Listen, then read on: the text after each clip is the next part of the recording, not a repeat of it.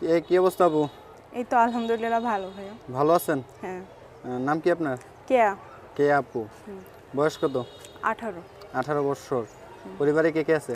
পরিবারে আম্মু আছে, ছোট ভাই আছে আর আমিও আছি। আর আব্বু সে মানে অনেক ছোট থাকতে অন্য একটা মেয়ের সাথে মানে তাকে বিয়ে করে নিয়ে সে ভারতে চলে গেছে। সে আর আমাদের কোনো খোঁজ খবর নেয় না। কত বছর আগে?